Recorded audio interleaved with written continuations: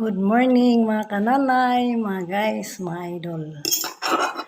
Karon na ako'y ang gamay nga kanabang gamay bang kaalam ba nga akong i-share ninyo. Kita mo nini akong giatubangan. Kuano siya mga guys kanang okra. Kada gabi mga guys, magkuang kog duha ka okra. Kanang okra ako nang i-slice. Kuwao ng talinis kan tumoy bahira-bay na ang kanang iyahang ha. Kanang end bitaw sa okra, di na siya apil.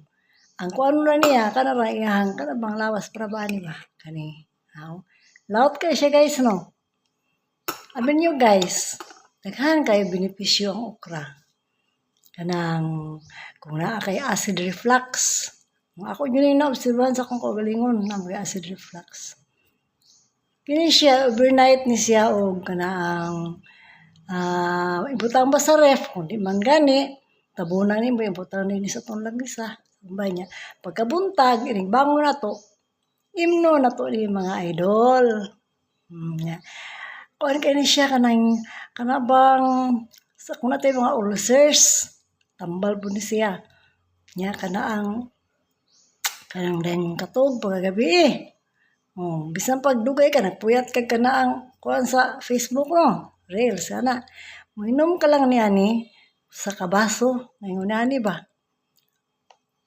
Kwao ni siyang bunga mga lods, ang kanira iyang, kanibang tubig, mo ni imnon, kani. Basta mga lods, bisa inyong i-search sa YouTube, sa Google, makita ninyo kung sa ka daghan kayong benepisyo ang matabangan ni aning okra. Mura nga sa merkado, ang okra, mato ka, mukilab rin na kay tungod nga ang mga tao, sig palit og okra. Nga mahal po ng okra. Nga nalipay na lang ko sa akong kagalingon kay naman ko'y garden, kada adlaw, makakuha kog okra. Kaming tanan diri sa balay, mga onjumig okra. Nga na po dyan ka ng maayong mabilib ka ng bitong. Kung tambok bitaw ka, maayon ni siya nga magpa-slim. Kay rich in fiber man ni, kaon ka lang ni ani niya, sa mga tululong ka buok, ingon niya na, kanang patiun na ni mo, no, full na ba yung stomach. Hindi na kaganahan masigkaon kay busog man pero ang iyong paminaw. Nya, kuan po ni siya, rich in potassium, magnesium, calcium, vitamin E, vitamin C, nya kanaang vitamin B6. Basta ako gining ikuan mga idol.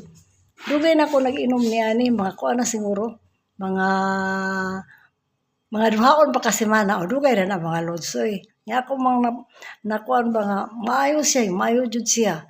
Kay kanina yang kalapuyot, kani ba?